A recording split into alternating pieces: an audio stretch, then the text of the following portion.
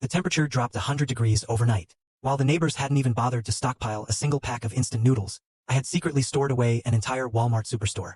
Now my goddess was cold and starving, coming to beg me for food.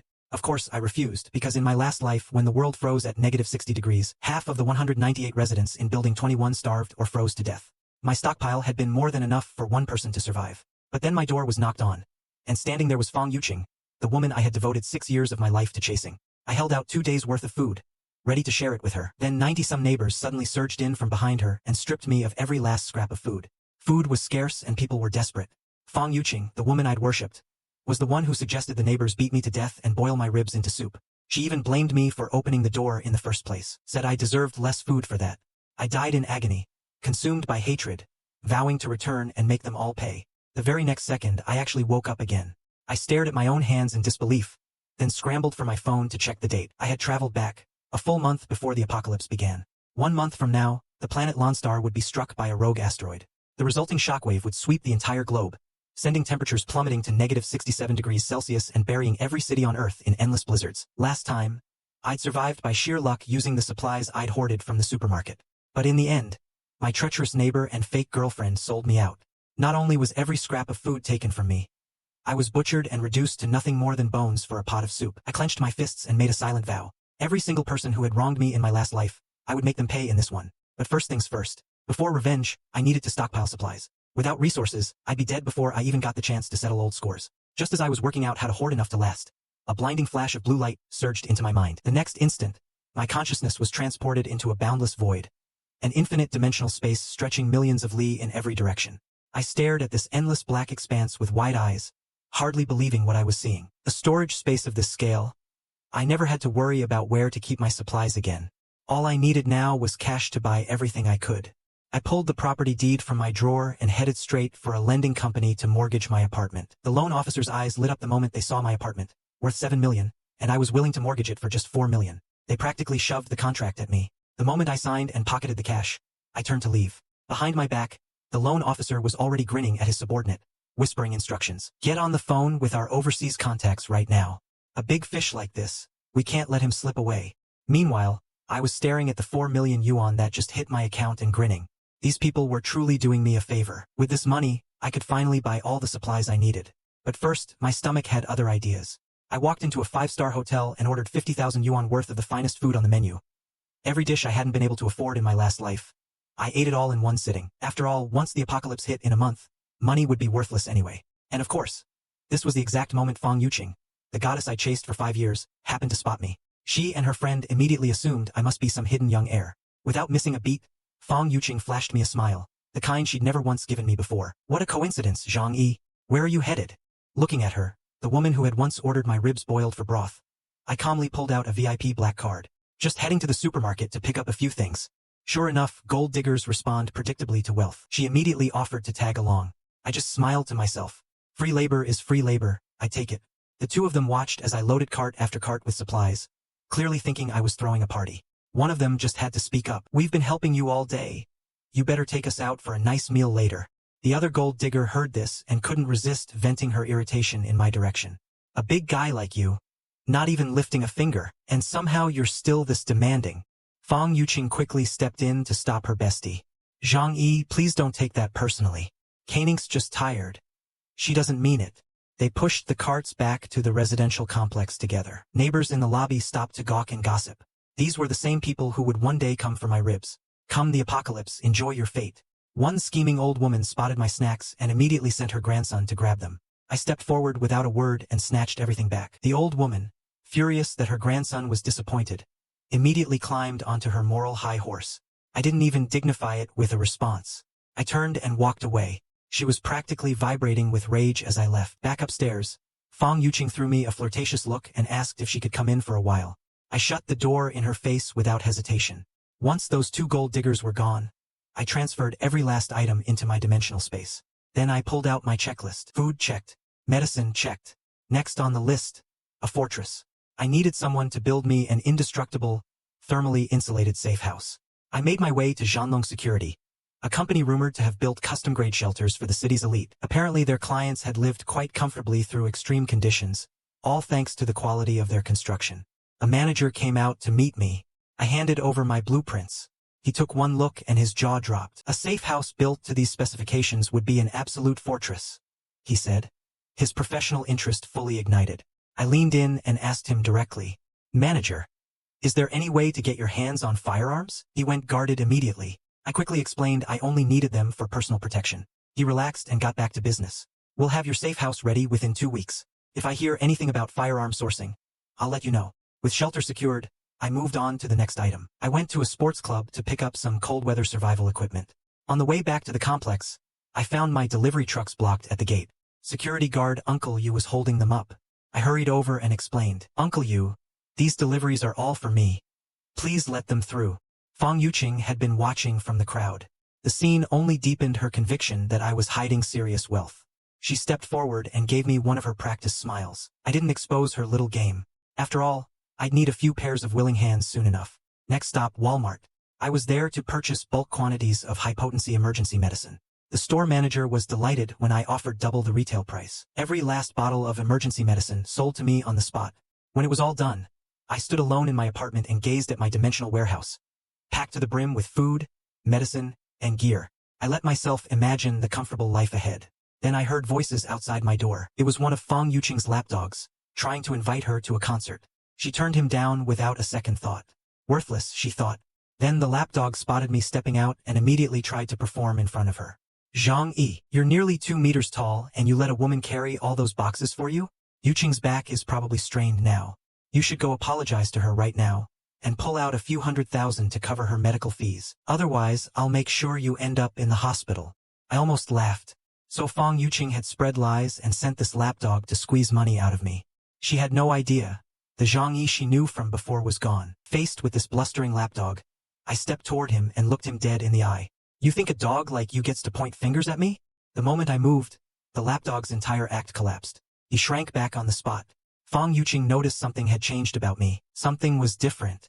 That night she sent me a message, asking if I knew something was coming.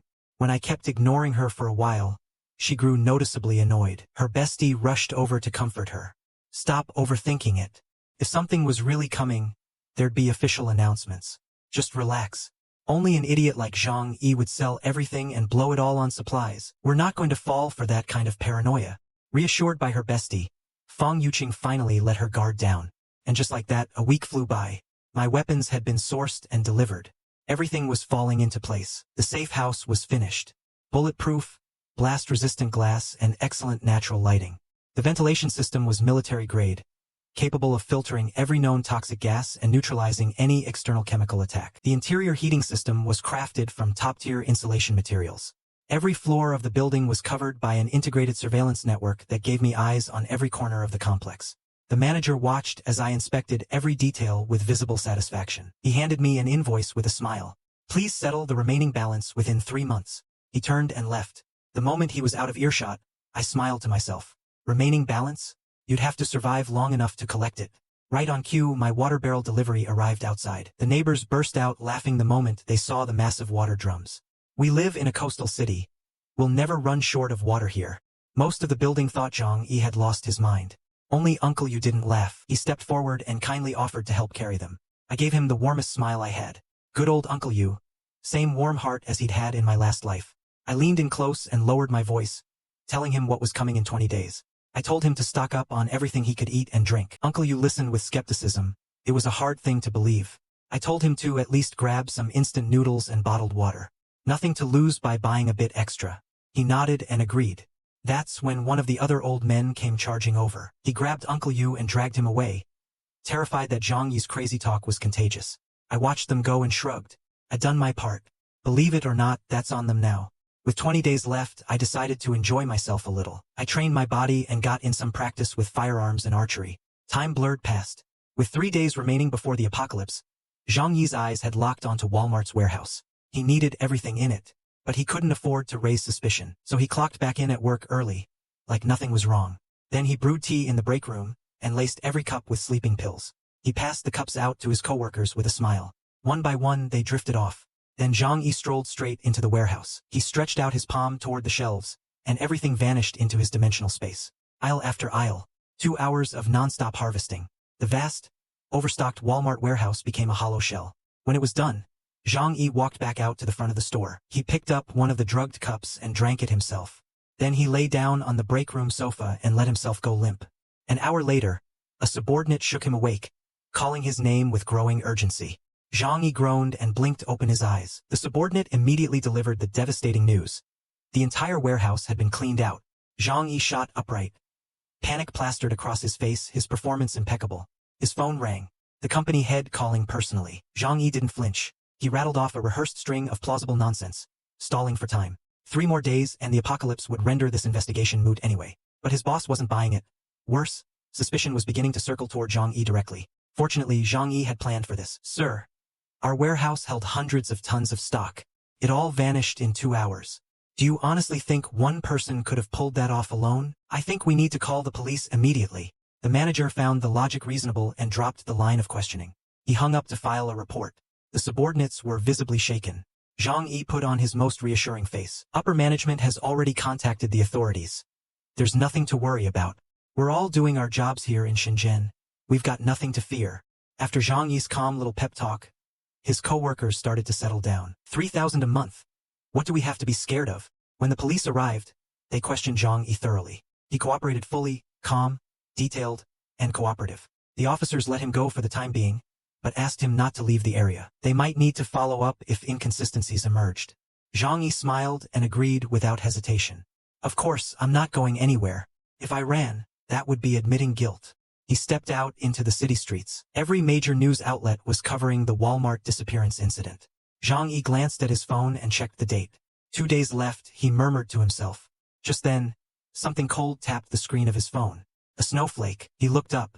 The sky, clear and bright just a moment ago, had suddenly erupted into a raging blizzard. All around him, people stopped and stared in bewilderment. Why is winter hitting this early? And why is it so much colder than last year? Everyone on the street was panicking. Everyone except Zhang Yi. He stood completely still in the middle of the chaos, utterly calm. He was the only one who knew the truth.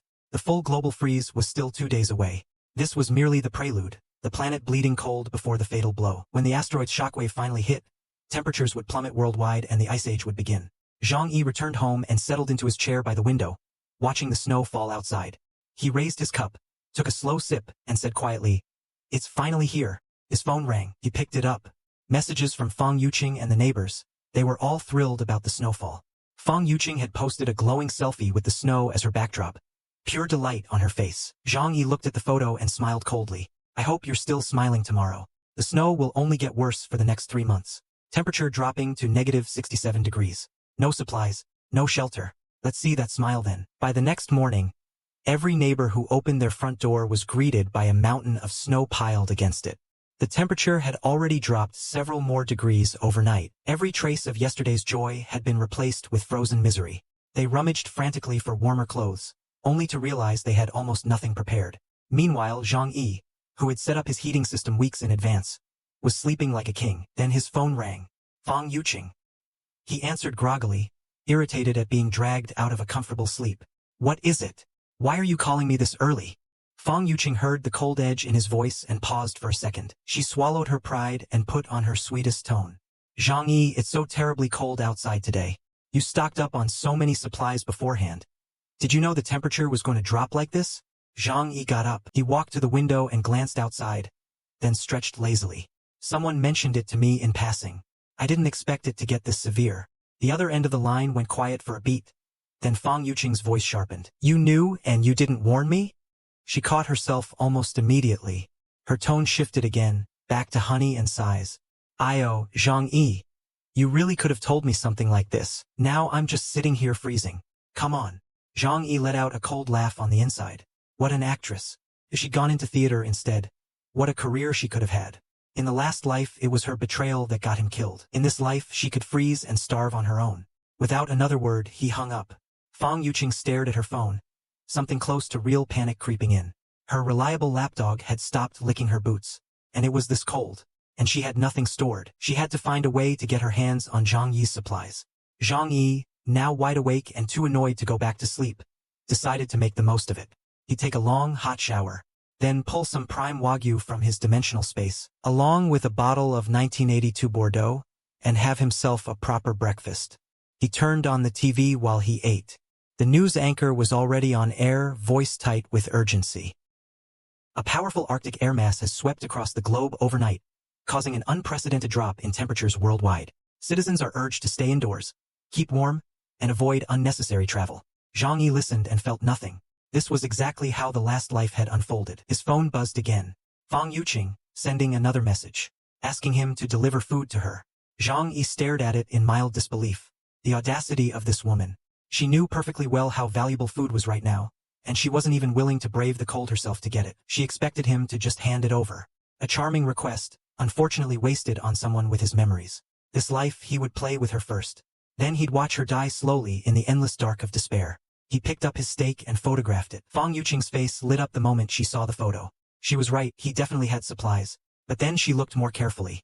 That was a 30,000 yuan cut of prime Wagyu, paired with a bottle of 1982 Bordeaux. She felt a surge of pure indignation. They lived in the same building. What gave him the right to eat like royalty while she suffered? She fired off another message immediately. Zhang Yi, that looks absolutely amazing. I want Wagyu and wine too. Zhang Yi replied with total indifference. Then go buy some at the supermarket. Fang Yuqing nearly exploded, but stopped herself just in time. She had to stay calm. She couldn't let one fish ruin her carefully maintained image. Zhang Yi saw the silence from her end and tossed his phone onto the sofa. He picked up his fork and got back to his breakfast. Just then, his laptop pinged. He picked it up with a grin, curious if there was any good drama to enjoy over his meal. The community security feed popped up. He could see Grandma Lin, the neighborhood committee chief, standing in the lobby. She was blocking the entire crowd of residents single-handedly. Everyone, please remain calm. There is absolutely no reason to panic. This is just a sudden, minor cold snap. 2 or 3 days and it'll pass over. Please, everyone take a breath. A few residents pushed back with growing frustration. This much snow. How does anyone know when it'll stop? If we don't stockpile now, we'll freeze and starve to death in here. The crowd began to murmur and surge. Grandma Lin raised her voice sharply. Hoarding supplies will only drive up prices for everyone. Next thing you know, we'll all be paying 10 times the normal rate for vegetables.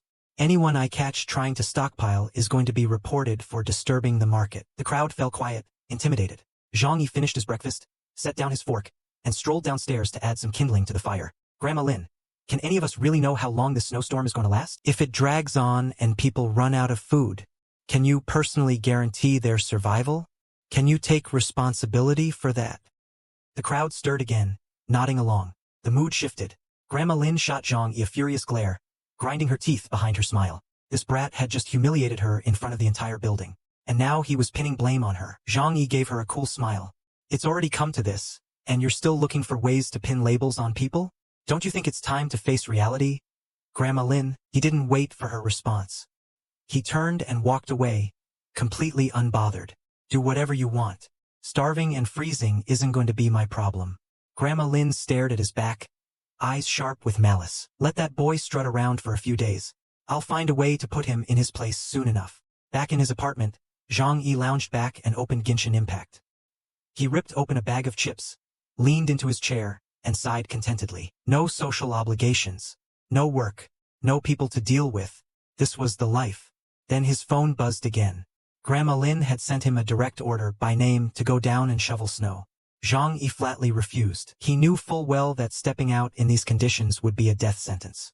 Other residents started backing him up, pushing back against her demand. Grandma Lin, used to having her authority obeyed, was rapidly losing her composure. She switched to full command mode. Zhang Yi, by the authority of this residential committee, I am ordering you to go out and shovel snow. If you refuse, once this disaster is over, the committee will be holding you fully accountable. Zhang Yi had had enough. It was time to take the gloves off. Grandma Lin, you say you serve the people. So why don't you go outside and lead by example? And what about Chen Zhenghao and Su Hao on the upper floors? How come you're not knocking on their doors? Is it because you don't have the guts to pick a fight with them? Other residents erupted in agreement. Zhang Yi's right. They always target the easy ones. Zhang Yi pressed the attack. If you're really so capable, Grandma Lin, make those 2 rich boys go shovel snow.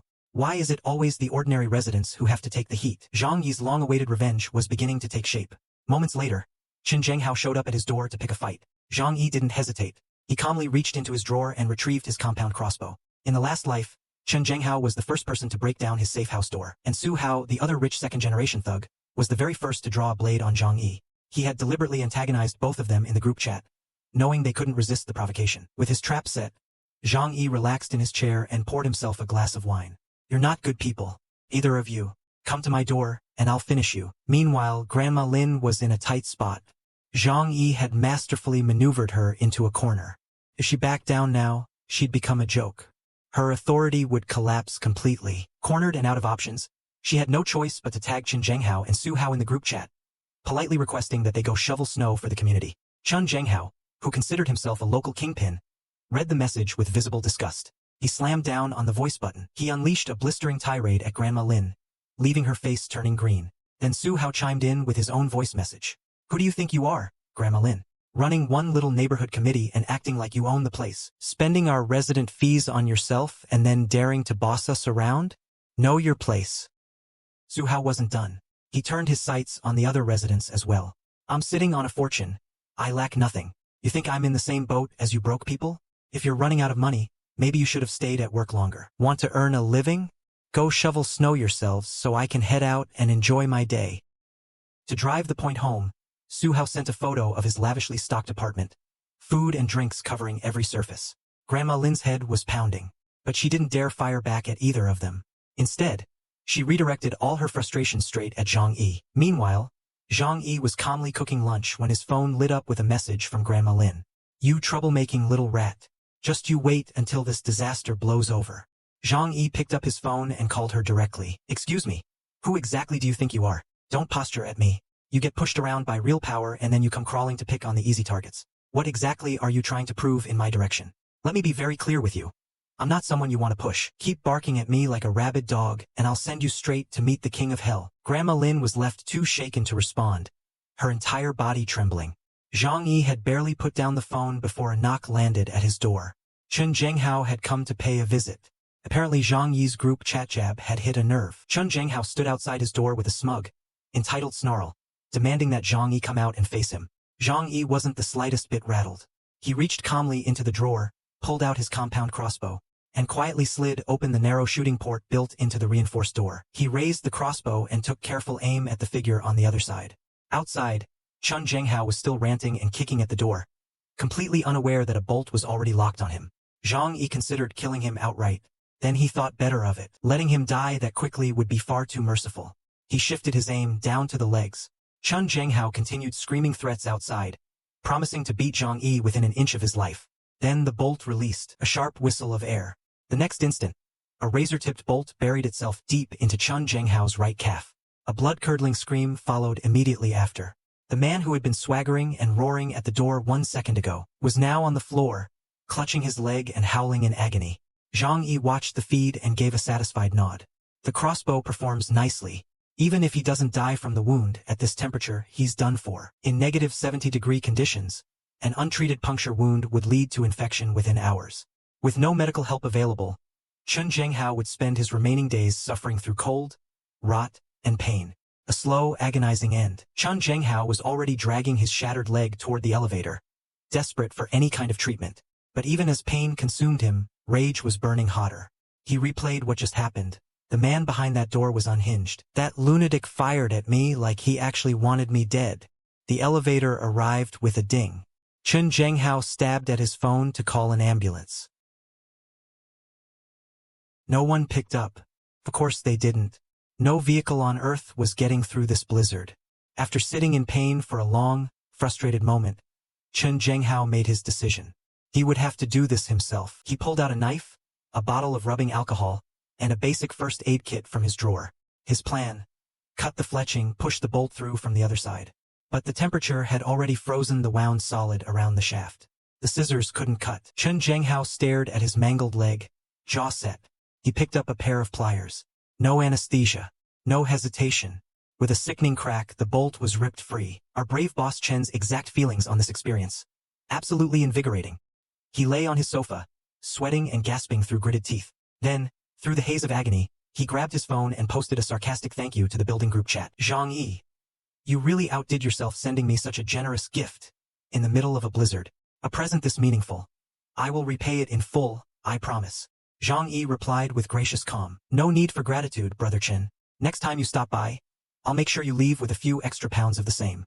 The rest of the chat had been watching in stunned silence. No one had expected Zhang Yi to dare speak to Chen Zhenghao like that. And it sounded like Zhang Yi had actually injured him. Chen Zhenghao, furious and humiliated, immediately started burning up his contacts. Bring weapons. Get to Yuelu residential complex right now. Every one of you. I need to teach Zhang Yi a lesson he won't forget. His crew charged in at full force. One of them hauling what looked like an 18-foot blade. Heading straight for Zhang Yi's floor, screaming about avenging their boss. They reached Zhang Yi's door and unleashed a series of powerful sword strikes. The blade hit the door, and promptly snapped in half. One of the thugs barely avoided getting taken to the afterlife by the recoil. They stepped back and stared in disbelief. This door is Chinese-made reinforced steel. No wonder my blade couldn't even scratch it. Zhang Yi's voice came through the door, thoroughly unbothered. Is that all the strength you have? Did you miss lunch today? Watching the shouting and cursing escalate on his security feed, Zhang Yi went calmly to the kitchen. He retrieved a section of water pipe. Your tempers seem a little heated out there. Allow me to help you cool down. Free of charge. The thugs spotted the observation window slide open and burst out laughing, assuming another arrow was coming. They raised their shields. A high-pressure jet of water slammed into them like a wall. At -100°C, the gang received a full-body power wash they would never forget. Zhang Yi watched the chaos on his feed and kicked back, completely at ease. He whistled softly to himself. In this weather, a water gun outperforms any weapon. One burst, and it doesn't matter how many of you there are. All of them went down at once. When Chen Zhenghao's crew limped back empty-handed, he exploded on them. They scrambled to explain themselves. Boss, you never told us his door was made of Chinese reinforced steel, and then he hit us with a water hose. In this weather, Chen Zhenghao was, for once, at a loss for words. Fine. Post up outside his unit. I don't care how long it takes. I want someone watching that door around the clock. He can't stay inside forever. His crew agreed enthusiastically. You're a genius, boss. What none of them realized. Zhang Yi had absolutely zero intention of ever going out. 3 meters of snow outside. Months of blizzard ahead. Temperatures threatening to kill in minutes. Zhang Yi's safe house was paradise. Chen Zhenghao's crew was standing in hell. While the gang kept vigil in the hallway, the news broadcast continued. Please remain calm, citizens. Trust in the authorities. This snowstorm will pass soon. Zhang Yi let out a slow yawn. In a few more days you'll understand. This isn't a snowstorm. This is the apocalypse. He leaned back and stared at the ceiling. If I were a tyrant king sitting on a mountain of supplies in the frozen wasteland, my once beloved goddess, cold, starving, helpless, would crawl to my door and beg me for scraps. She'd promised to take me out to dinner the moment the snow cleared. Zhang Yi smiled bitterly. Sure enough, Fang Yuqing never messaged him without an agenda. He remembered last week at the supermarket. She and Lin Caning had also, coincidentally, stocked up quite a bit for themselves. And now, 2 days later, she was already reaching out for more. Zhang Yi pulled out his phone and snapped a photo of his just-finished lobster shell. You wanted to take me out for a meal? What a shame. I just finished eating. He sent it. Fang Yuqing stared at the photo and felt her eyebrows practically catch fire. That infuriating Zhang Yi. Sending me lobster shells just to rub it in. I was going to keep him as a backup option. But now he's being moved to the bottom of the list. Lin Caning was right there to fan the flames. He is genuinely insufferable. Eating lobster alone and not even thinking about anyone else. A man like that deserves to be single for the rest of his life. Then Lin Caning grabbed her own phone and switched tactics, putting on her sweetest voice. Zhang Yi, don't you think you're being a little mean? Yuqing's upset now. You know what you should do? Send over some of that lobster. Show us some love. Maybe, just maybe, if Yuqing's mood improves, she'll let you be her backup. Wouldn't that be hitting the jackpot? If you can't even give up a little for her, then I don't think you ever really cared about her. Zhang Yi read Lin Caning's message and watched both of them play their little green tea act with quiet amusement. He had no interest in playing along. Lin Caning kept up her performance, cycling through flattery and guilt-tripping, working every angle she had on Fang Yuqing's behalf. And Fang Yuqing played her role with equal precision. Zhang Yi? Who is that? I barely know the guy. I couldn't care less about him. Lin Caning saw that Fang Yuqing was actually getting worked up. She moved to calm her down. Come on, don't stress over him. You've got other options right here in the building. Remember, we're stuck inside right now anyway. Might as well make use of that. Why don't you call one of your other admirers and get him to bring us something to eat? Fang Yuqing's expression shifted instantly. White Lotus mode activated. She picked up her phone and dialed Zhou Peng, her most reliable lapdog. Sure enough, he appeared at the door shortly after, arms full of food. Yuqing, these are the most valuable things I have at home. I promise. You won't go hungry for a single day while I'm around. Fang Yuqing rewarded him with a brilliant, warm smile. A few soft, sweet words. just enough to keep him hooked. But the moment Lin Caning shut the door behind him, the White Lotus vanished and the real face came back out. TCH, if it weren't for this blizzard trapping us in here, why would I give a broke loser like him the time of day? 3 more days slipped by. Zhang Yi sat by his window, gnawing on a chicken leg, watching the world outside. He spoke quietly to himself. The blackout is almost here. Zhang Yi's words barely left his mouth. And the next second, the entire building went dark. Doors burst open as neighbors flooded into the hallways, voices rising with panic and anger. -70 degrees outside. No water, no power, and the last of their food was running out. I might starve before the cold ever gets me. Meanwhile, back in his apartment, Zhang Yi finished his chicken leg, picked his teeth with a toothpick, and calmly pulled out his Chinese-made generator. Fed, warm, and comfortable, he settled back in to enjoy a few more rounds of his game. Down the hall, Community Committee head Grandma Lin sat shivering violently in the dark. She couldn't understand why a snowstorm would knock out the entire power grid. She pulled out her phone, read a message, and went completely still. This snowfall is a once-in-10,000 years extinction-level event. A mass extinction event may be unfolding. Even major cities are under critical threat. Emergency rescue teams cannot reach everyone. Survival now depends entirely on your own resources. Grandma Lin stared at her phone, and then a very dark thought crept into her mind. The neighbors still didn't know. She had a narrow window. She could use her committee authority to summon the residents and demand they turn over their supplies. In the name of collective emergency management.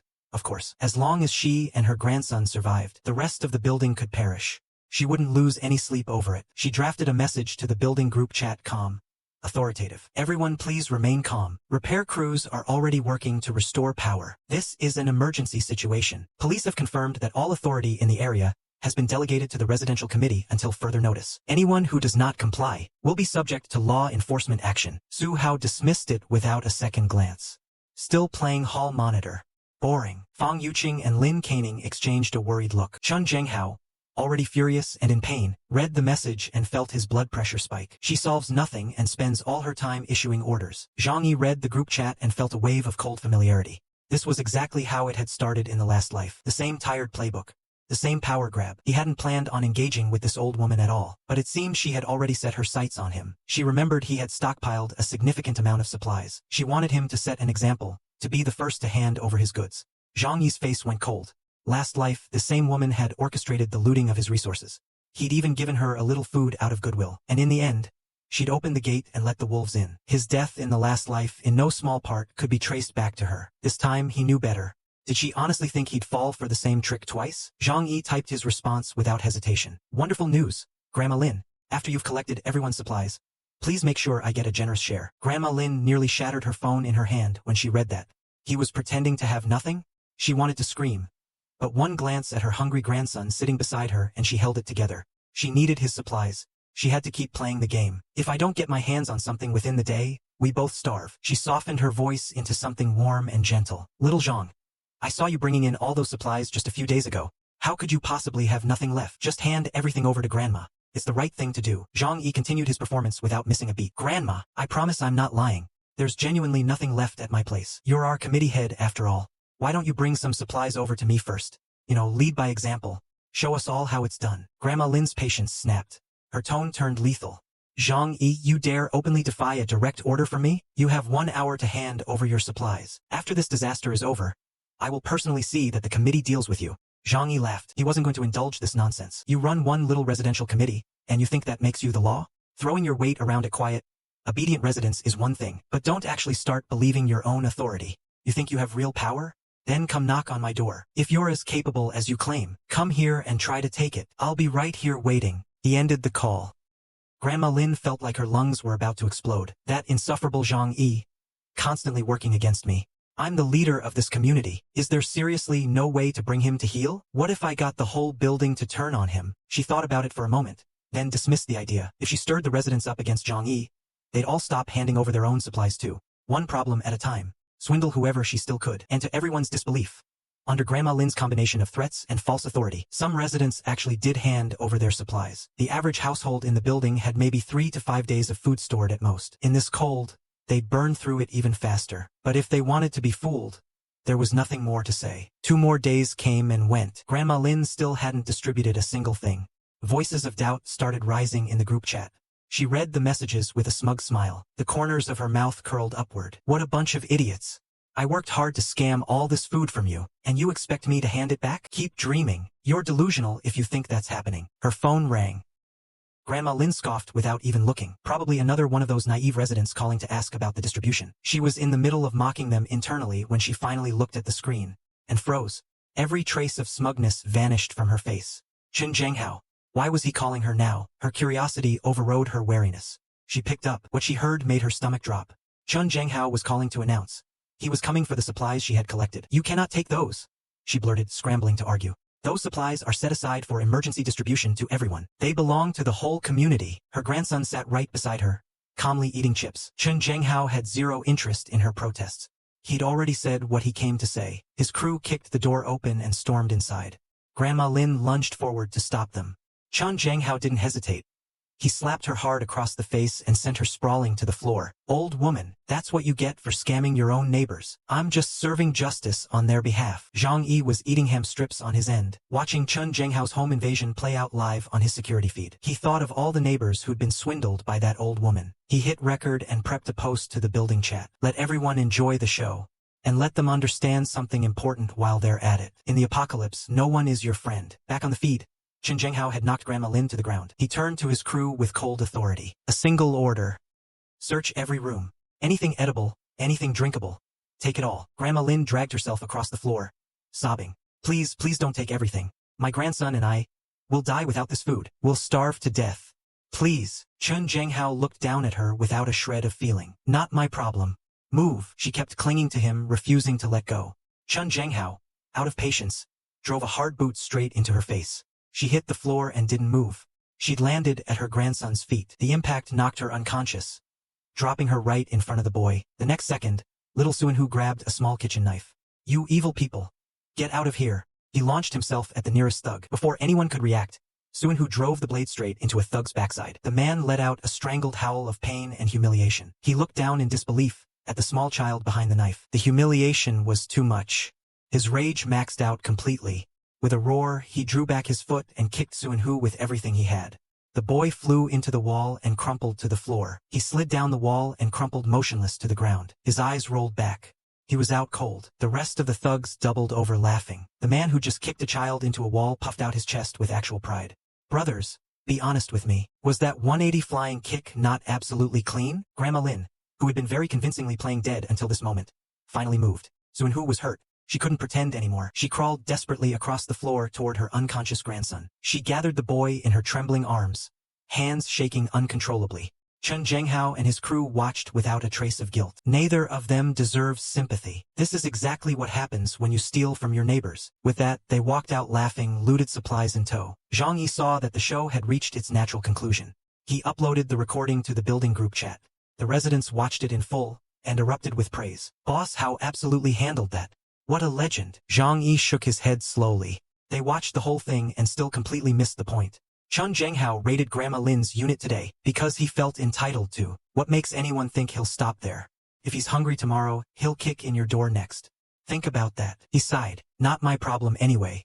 My safe house is a fortress he can't touch. Just then, a new message appeared on Zhang Yi's phone from Grandma Lin. Grandma Lin's message was frantic. Does anyone have painkillers? My grandson was badly beaten by Chen Zhenghao. He needs emergency treatment. Dr. Zhou needs medicine to perform surgery. Please, anyone. Zhang Yi read the message, and without meaning to, an image surfaced in his mind. A woman, a high ponytail, cold, composed, impossibly aloof. A doctor he hadn't thought about in years. Grandma Lin was crying in the building chat, begging anyone who would listen. The neighbors answered with cold mockery. You stole our supplies and left us to starve. Your grandson being in this situation? That's called karma. He brought it on himself. Zhang Yi noticed another message from someone named Dr. Zhou Kuer. He raised an eyebrow. This woman was famously cold to everyone, and yet here she was, actually stepping forward to ask for medical supplies to help someone. Zhang Yi paused. Then he slowly shook his head. Even if the boy survived the surgery, without food and shelter in these temperatures, he wouldn't last. The wound would reopen, fester, and finish him eventually. Outside, the blizzard continued without mercy. The first floor of the building was nearly buried. There was no reaching a hospital. Not anymore. Getting medical help from outside was simply impossible. The fear had finally set in for most of the residents. Word had spread through the internet. This was not a blizzard. This was a once-in-10,000 years extinction event. The apocalypse had come. The snow had only been falling for a week, and already the world outside had been swallowed whole. In the northern cities, temperatures had plunged below -100 degrees Celsius. Those who hadn't evacuated in time were buried alive in the drifts, entombed in ice and snow. Without supplies, Grandma Lin had descended into madness. She was flooding the group chat with commands, still invoking her committee authority. When that got no response, she switched to pleading. Then someone in the chat posted, selling 1 pack of instant noodles, 1,000 yuan. Any takers? Rich boy Su Hao wasn't slow. He immediately posted, I'll buy everything at 2,000 a pack. He understood perfectly well, in these conditions, food was life itself. While money still had any value, spending it on survival was not waste. It was wisdom. Zhang Yi gnawed on a chicken leg and read the exchange with a slow smile. Looks like the real entertainment is just getting started. The other residents responded to Su Hao's buying post in very different ways. Some lit up, finally, a way to make money. Others looked worried. They understood what this meant, and a few were still lying in bed daydreaming, still convinced the storm would clear in a couple of days. Zhang Yi read through it all and let out a quiet, contemptuous laugh. Even now, even after everything, still this naive. Then a tearful message appeared from a young mother. Su Hao, how can you buy up all the food? I need this for my child. She'll die without it. She's only 9 months old. Su Hao replied with perfect innocence. I'm not taking it from you. They're choosing to sell it. That's their right, isn't it? Besides, I didn't force anyone. They decide who they sell to freely. The young mother, outmatched in the argument, changed tactics. She broke down crying in the chat. Please everyone, please help my baby. She's only 9 months old. She's starving. Someone, anyone please. Zhang Yi read it and smiled quietly to himself. A young mother, an infant daughter, both helpless. Anyone soft-hearted enough to help them would be throwing away precious resources. And besides, this woman had deeper reserves than she was showing. Zhang Yi remembered clearly. In the last life, she had lasted much longer than most. She'd only been a few days in, and she was already crying poverty. Zhang Yi kept scrolling past her messages without a word. 10 more days slipped by. Zhang Yi was working out inside his safe house when his phone rang. He glanced at the incoming call. Of course, Fang Yuqing, the White Lotus herself. Her food supply must have run dangerously low. Now she was making calls, turning on the charm again. Zhang Yi answered, and deliberately tilted the camera so she could get a clear view of the roasted chicken on his table. Both green tea girls nearly drooled through the screen. Zhang Yi, how do you still have food like that? Did you stockpile all of this beforehand? And you look like you're sweating. It must actually be warm in there. Is it warm? Zhang Yi answered with complete nonchalance. Nothing special, just some junk food I had lying around. He casually turned the camera toward his heating unit and let them get a good look at that too. Zhang Yi, you're incredible, seriously. Is there any chance we could come over? Just to take a look. Zhang Yi watched her perform. The soft eyes, the helpless tilt of the head, every bit of it calculated. A familiar wave of revulsion passed through him. He genuinely could not fathom how his past self had spent years completely devoted to someone like this. Zhang Yi declined without a moment's hesitation. It's dangerously cold out there. Do yourself a favor and stay inside. I have no idea how cold it is for you, but judging by your faces, it seems like quite a lot. A stunned silence on the other end. Then both women dropped the act at once. The sweet facade collapsed in an instant. Zhang Yi, don't push your luck. Didn't take long for the masks to come off, did it? Women who live and breathe manipulation shouldn't bother playing innocent in front of me. I see right through you. Did you seriously think I was that stupid? At having her true nature exposed so bluntly, Fang Yuqing erupted in pure humiliated rage. Zhang Yi just grinned. All I did was tell the truth.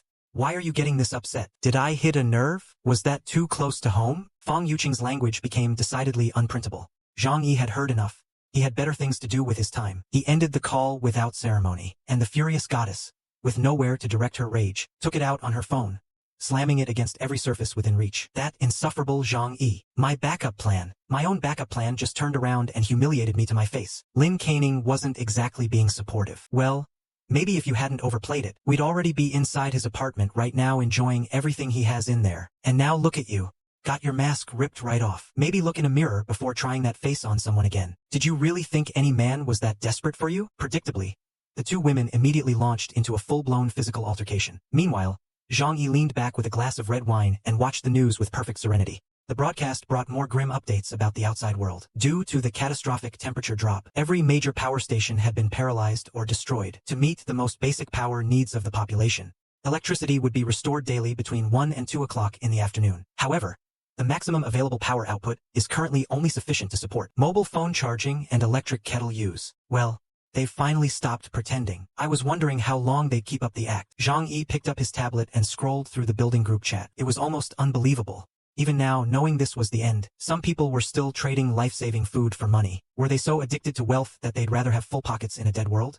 Meanwhile, the two green tea girls had finally called a ceasefire. Their brawl had settled into a cold truce. And Fang Yuqing, having gotten nowhere with charm, had decided to try brute force. She grabbed her phone and dialed Zhou Peng. If reason wouldn't open Zhang Yi's door, bodies would. As a world-class lapdog, Zhou Peng came trotting over the instant he got her call. The moment Fang Yuqing saw him appear at her door, she moved in close. She looked up at him with teary, wounded eyes and told him a bold-faced lie, that Zhang Yi had tried to take advantage of her. Zhou Peng's face went scarlet. That piece of trash. Daring to do something like that to you? I'm going to beat him into the ground. Right now. Fang Yuqing reached out and caught his arm. Her voice went silky. Just beating him isn't nearly enough. We should kill him. Then we move in together. What do you say? The prospect of living side by side with Fang Yuqing hit Zhou Peng like an injection of pure adrenaline. Every rational thought in his head instantly evaporated. He grabbed Fang Yuqing's hand and led the group toward Zhang Yi's unit. When they reached his door, Zhou Peng positioned the two women on either side with their weapons, using them as an ambush. Then he knocked on the door, pretending he wanted to trade supplies.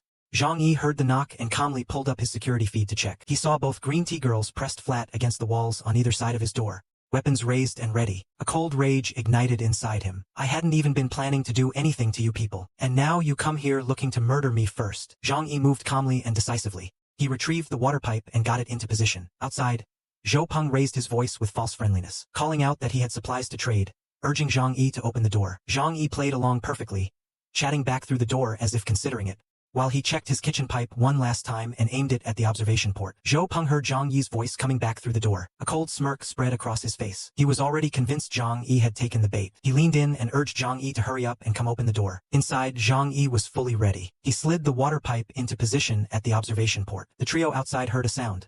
They mistook it for Zhang Yi unlocking the door. Weapons gripped tight. They held their breath and waited. What they received was not a door opening.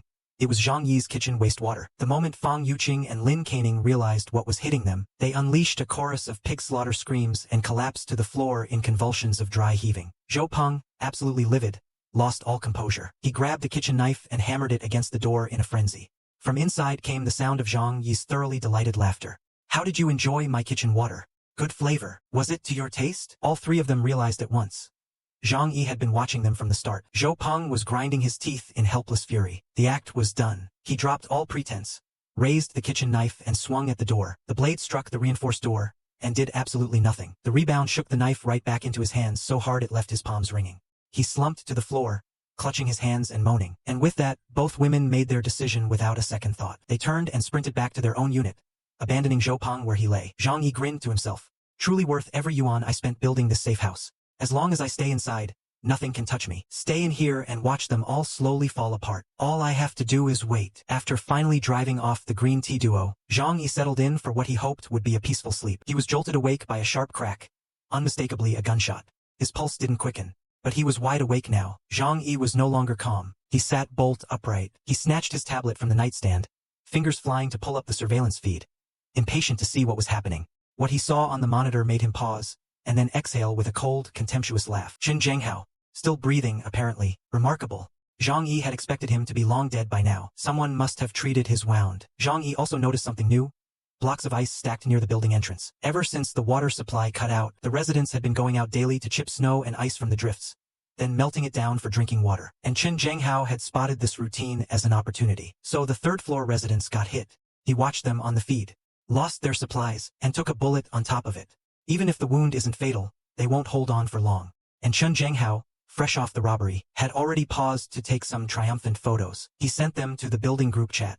A message followed. The city has been locked down long enough. No one is coming to save you. From this day forward, I, Qin Zhenghao, am this building's authority. Any resident who refuses my orders will end up exactly like the person in this photo. Zhang Yi's phone was lighting up with notifications. He picked it up and glanced through the group chat responses. He had to admit, Qin Zhenghao was smarter than he looked. He knew he didn't have many bullets, and with this many residents in the building, he couldn't maintain control through violence alone. So he was playing the long game, buying loyalty, building a crew. No wonder he managed to become a gang boss. Just then, Zhang Yi noticed a second group chat had appeared on his phone. The residents had quietly created a private group behind the scenes. Its purpose?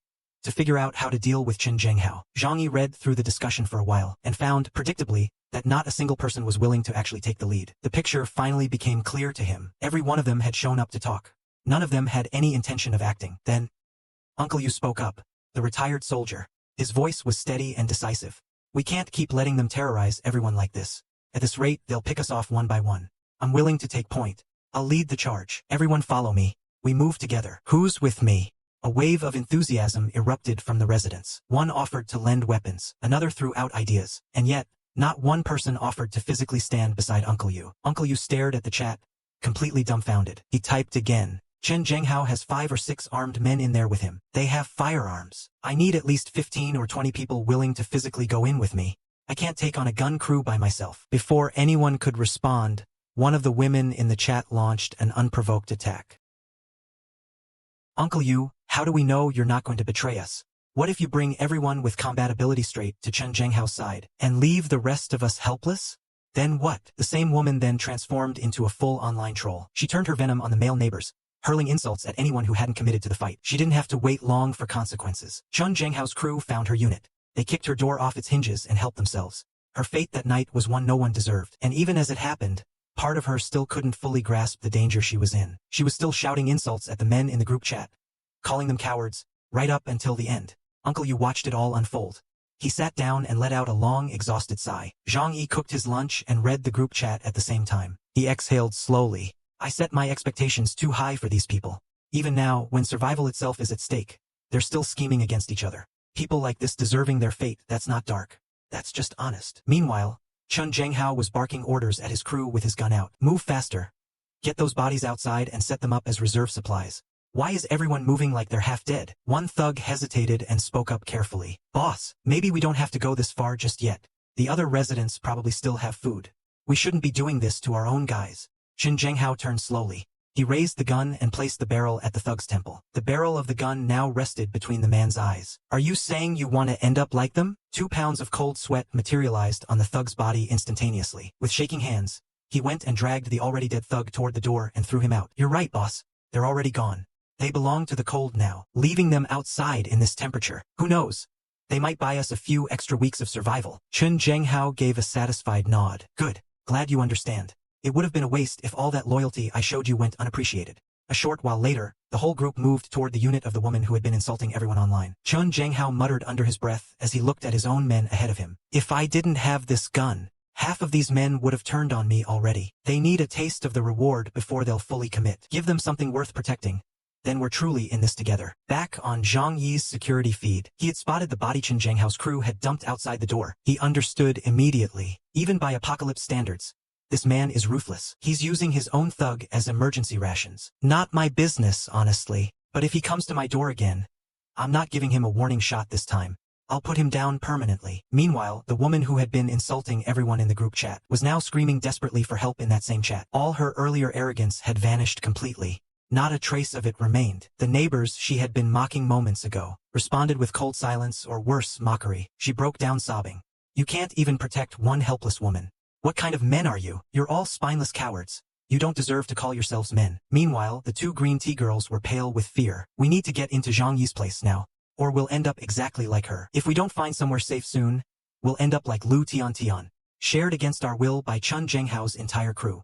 Fang Yuqing's eyes sharpened as a new plan took shape. Her plan: announce Zhang Yi's massive stockpile to all the neighbors, rally them together. With enough bodies, they could rush his safe house and overwhelm him. Without hesitating, Fang Yuqing created a group chat and added Zhang Yi to it along with the other neighbors. In the chat, they pleaded with Zhang Yi to let everyone in together, claiming there was safety in numbers. We can help protect you against Chen Zhenghao. Zhang Yi read the message with a contemptuous half-smile. Using Chen Zhenghao as a threat against me? That's almost funny. Why don't you ask how that man ended up with a busted leg first? Your little scheme is so transparent I could hear it from 20 floors away. Zhang Yi typed back without softening a single word. Find someone else to bunk with. I want no part of it. Stop bothering me. I don't need any of you. When Zhang Yi's rejection hit the group chat, the neighbors erupted, calling him heartless and immoral. Zhang Yi replied with a single cold line. This is the apocalypse. Whether you live or die, that's on you now. You have nothing I need. Why would I let you in? Zhang Yi left the chat before they had a chance to respond. In another group, the atmosphere turned against Fang Yuqing. He and I have been neighbors for years, and he says something like that without blinking. A man named Wang Min turned to Fang Yuqing with cold eyes. We let you 2 stay with us in the first place because of my cousin Zhou Peng, and you promised us you could convince Zhang Yi to take us all into that safe house of his. You said you had leverage over him, and now he won't even read your messages. The man is completely ignoring us. So tell me, What's the plan now? A man with glasses pushed them up the bridge of his nose. When he spoke, his voice was quiet and deliberate. No need to be polite about it. There's only one person in that safe house. We rush him. Simple. A man named Lu Tao immediately volunteered with confidence. Lockpicking is something I know well. I'll crack his door open. You can count on me. Hearing that Lu Tao could pick locks, Fang Yuqing's expression turned bright and vicious. The moment that door opens, we flood in. All of us at once. Then we boil Zhang Yi into bone broth. The group moved toward Zhang Yi's unit. Anticipating another sewage water attack from the observation port, they had come prepared, each person carrying an umbrella to shield against it. Fang Yuqing's smile was sharp with anticipation as she stood outside Zhang Yi's door. Looks like the sewage hose is your only trick, Zhang Yi. Once Lu Tao cracks that lock, you're finished. Zhang Yi, watching it all on his security feed, almost laughed out loud. This safe house had 5 independent layers of defense. Did they really think they could just crack it open like a tin can? If something this expensive could be broken into that easily, his tens of millions would have been wasted. Zhang Yi pulled up the safe house control panel and pressed down on the high-voltage electrical defense grid without hesitation. Outside the door, Lu Tao, fingers still on the lockpicks, let out a blood-curdling scream. Lu Tao's body contorted in agony as he looked to his companions for help. But Fang Yuqing and the others scrambled backward in a panic. Terrified the current would arc across to them. Without anyone to help him, Lu Tao didn't last long. Zhang Yi had sent him off for a very permanent exit. Fang Yuqing's face drained of all color. Then she let out a raw, strangled scream. Inside the safe house, the corner of Zhang Yi's mouth curled upward. Sun Jichao stepped forward and roared through the door. Zhang Yi, you piece of trash. Get out here right now. We came to talk about sharing your space, and you just straight up murdered my brother? Are you seriously not going to come out and answer for what you just did? Zhang Yi answered pleasantly, as if commenting on the weather. Still pretending out there, are we? This is kind of rich. Your idea of talking is sending someone to crack my lock? This is my home, my property, my rules. And yet the way you people speak to me, you're all acting like you already own the place. Let me settle that question right now. You'll find out very quickly who the real owner is. A sharp whistle of displaced air. A bolt flew straight and true toward the bespectacled man, punched clean through his right hand. A shriek of agony tore through the hallway. The other 2 companions saw that Zhang Yi was absolutely not bluffing. They grabbed Sun Jichao's injured arms and bolted for the exit. Green mountains and living water, retreat now, fight later. But Zhang Yi had no intention of letting them go that easily. He loaded 2 more bolts and fired in rapid succession. Both found their marks with ruthless precision. All 3 of the women froze at the sight. Then they turned and ran for their rooms without looking back. With the situation resolved, Zhang Yi exhaled contentedly. The fleeing group of Fang Yuqing and company stumbled back into their room. Wang Min crouched down and examined the bolt embedded in his companion's arm. When he got a clear look at the tip, his face changed. Damn, these bolts are rusted. Every single one of them.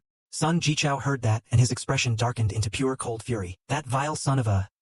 He couldn't get the words out through his teeth. He deliberately shot us with rusted bolts. And now we can't go outside to find antibiotics. He's trying to make us die slowly.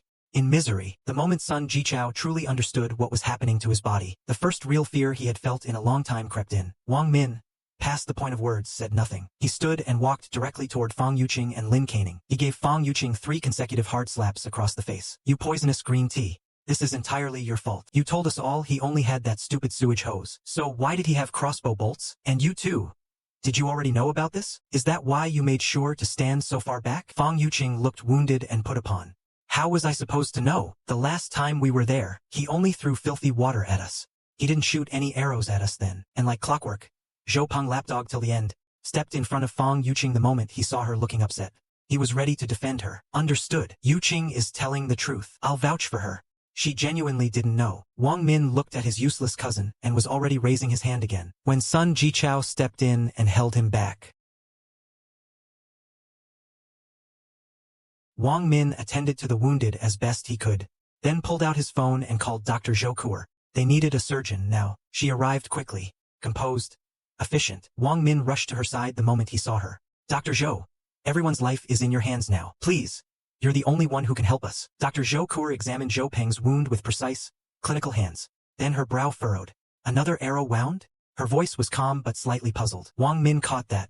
Was someone else shot with arrows before us? Dr. Zhou answered simply. No. A patient from the hospital earlier. Nothing to worry about. After examining all the wounds in turn, Dr. Zhou spoke with a careful frown.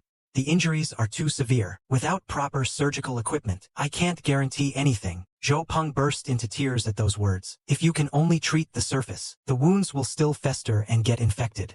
They'll die from that in the end. Zhang Yi, what a ruthless, cold-blooded man. We weren't even going to kill him. We just wanted to take over his apartment. And he pulls something like this. Dr. Zhoukur heard the name, and an image surfaced unbidden in her mind. That young man from the complex. The one with the easy smile and the warm eyes. She lingered on the thought for just a moment before returning to her work. When she was done, she prepared to leave. Before she did, she gave them one final instruction.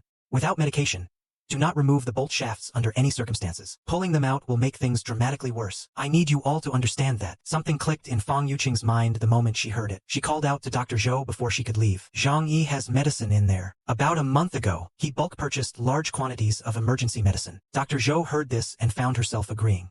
It made sense. Antibiotics weren't exactly rare or exotic. They were a standard emergency supply. If Zhang Yi had truly foreseen the apocalypse and prepared accordingly, there was every reason to believe he had stocked significant quantities of antibiotics, along with everything else a survival horde would need. Sun Jichao latched onto this like a drowning man grabbing a rope. He locked his wild eyes on Fang Yuqing and shouted, "Then go get them from Zhang Yi. His arrows are the reason I'm like this. He owes me. He has to save me." Wang Min's expression was one of pure disbelief. "We literally just tried to break into the man's home, and now we're going to go beg him for help? Who on earth is going to help you? We never actually got inside." Fang Yuqing jumped in immediately. "We only wanted to share the space. He was the one who shot at us completely unprovoked.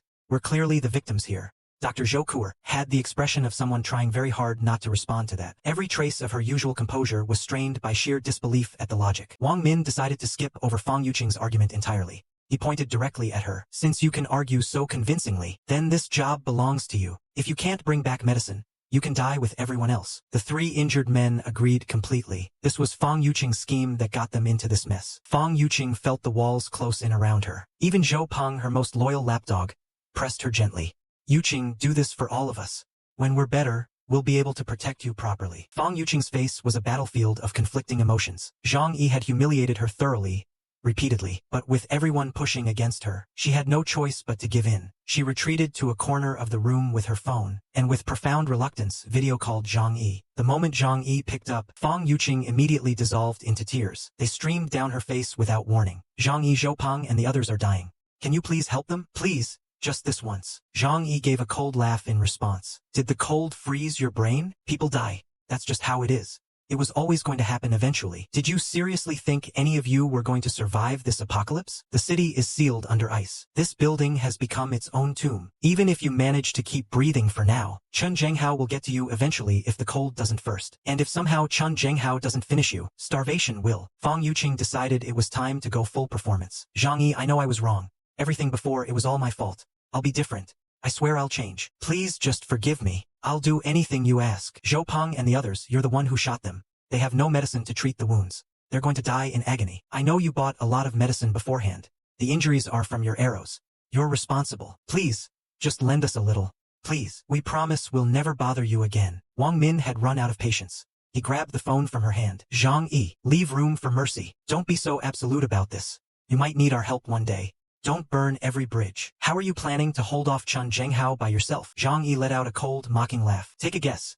Who do you think broke Chun Zhenghao's leg? And take another guess, why exactly do you think? I used rusted arrows on your little crew. I wanted the wounds to get infected. I wanted all of you to spend the rest of your short lives drowning in pain and despair, rotting slowly from the inside out 1 inch at a time. And right now, there's already a body in my hallway thanks to your friends. No matter what you say, this is a blood feud now. There's no outcome where I help you.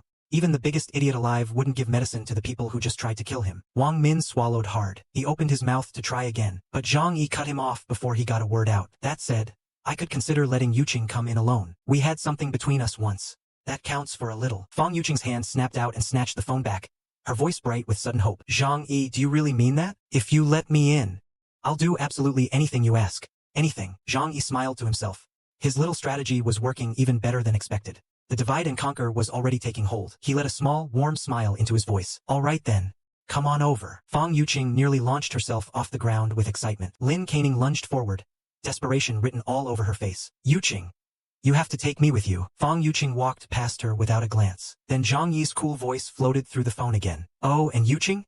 You're the only one I want. You need to put some serious distance between yourself and those people. Don't let them drag you down. We can't have dead weight slowing us both down.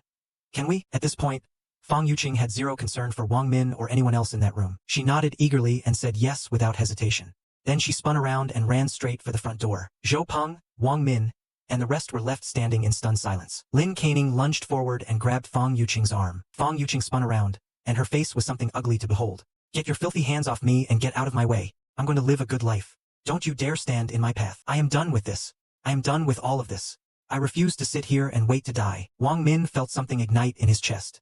This woman, had marched in here and told everyone to go attack Zhang Yi. She talked them all into it. And now we're all seriously injured because of you. And you're just going to turn your back and walk away? Before he could finish the sentence, Wang Min's palm connected hard with Fang Yuqing's face. Zhou Peng, still being operated on, heard that Fang Yuqing was running to Zhang Yi. His eyes went wide with rage and heartbreak. "Yuqing, how can you do this to me? You told me you hated Zhang Yi." What he received in return was a volley of Fang Yuqing's unfiltered contempt. "What's wrong with me choosing my own happiness? Being with you was always temporary anyway. Once you burn through your supplies, you're all going to die regardless." She turned and looked directly at Zhou Peng, now pale and crumpled on the floor. "Zhou Peng, you're a good person. You've always treated me well. But if I truly care about someone, I should want them to be happy. Right? Isn't that love? Yes, you've done a lot for me over the years, but you don't have the right to stop me from pursuing a better life. What can you give me? That Zhang Yi can't give me 10 times over?" Zhou Peng collapsed, face white as chalk. Legs gave out. He sat there on the floor, opening and closing his mouth without a sound. Wang Min moved quickly to his side. "Cousin,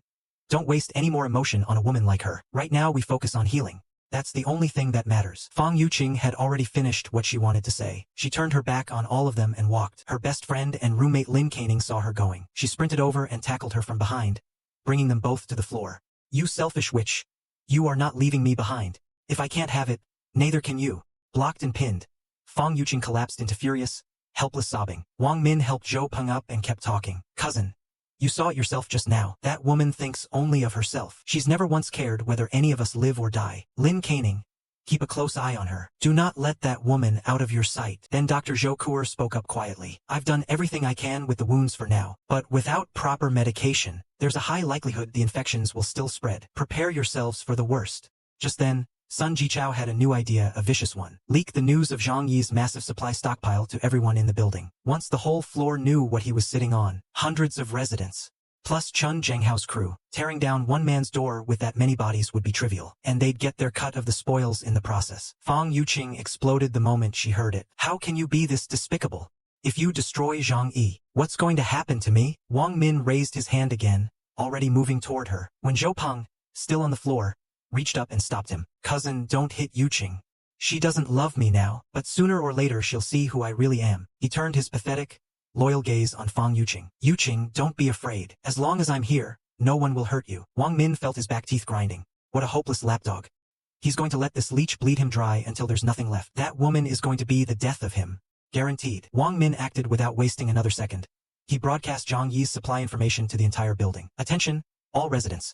The following are photos and videos from inside Zhang Yi's apartment. Look at what we're living with right now. Then look at how he's living. Tell me, does that seem fair to anyone? Come together. Let's discuss what to do about this." When Chen Zhenghao and his crew saw the photos Wang Min had posted, their jaws hit the floor, drool metaphorically included. Chen Zhenghao's expression turned sharp and hungry. "This little rat is sitting on a gold mine. Old grudges and new. We settle everything today." The main building chat suddenly erupted with residents swarming around Zhang Yi. Some threatened him, demanding he surrender his supplies immediately. Others went on their knees, begging him to give them just a little food. Some were willing to offer everything they had, billions in assets, just to trade for some of what he was sitting on. Zhang Yi ate his meal in peace and watched the theater unfold on his phone. Then he typed a single, unhurried response. And he followed it with calm, genuine curiosity. "Why exactly would I give any of you my supplies? Do I know any of you? Are we close? Give me one good reason I should share anything with you." His own words brought the last life rushing back to him. In that life he had been generous. He had reached out with an open hand. He had shared his supplies out of simple human compassion. And they had butchered him for it. So in this life, do whatever you want. Survive or don't. He owed none of these people anything. Being a savior in the apocalypse was a role for people who wanted to die twice. Wang Min and the others stared at Zhang Yi's response with something close to shock.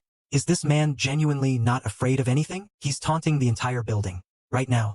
Without blinking. Does he really not fear what happens if people show up at his door to take it by force? Meanwhile, Su Hao and Grandma Lin, now skeletal and gaunt from weeks of near starvation, were flooding the chat with increasingly unhinged messages directed at Zhang Yi, both of them swearing loudly that once the snow cleared, they would personally make Zhang Yi pay for this. Neither of them would live long enough to see the snow clear. The rest of the building was now in an uproar, finger pointing at Zhang Yi from every direction. If you hadn't hidden what you knew, we would have prepared. We wouldn't be like this.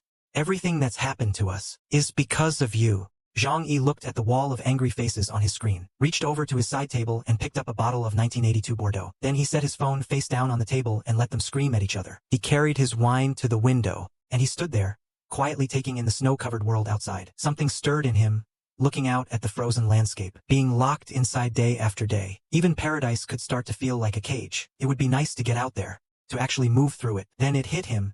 He had stored several heavy-duty snow motorcycles in his dimensional space. His whole body lit up. He practically danced. I can't go out yet. Not in this temperature. But at least I have a plan now. Sooner or later, my time will come. Just then, a new notification popped up on his phone. From Dr. Zhou Kuer. She wanted to exchange some supplies with him. Zhang Yi read the message and felt something shift in his chest. What a rare person. Even in a situation like this, she was proposing a fair trade. She was maintaining her dignity, keeping her principles, not playing on pity, not performing helplessness. She wanted to give something of equal value in exchange. He remembered how this had ended in the last life. Dr. Zhou had given away her own food to the young mother. This woman who always kept such a cold, aloof distance from the world, had one of the warmest hearts Zhang Yi had ever encountered. The thought crossed his mind. Should he bring her into the safe house? But fear held him back. Fear of being betrayed again. After everything that had happened in the last life, he was no longer the Zhang Yi who trusted people on instinct. Dr. Zhou Kuer was worth considering, certainly, but without absolute certainty. He wasn't ready to open that door yet. He typed back, "You want to trade? Then you'll need to bring something with real value to the table." Dr. Zhou hesitated for a moment before replying, "I can treat you medically, 3 times, free of charge.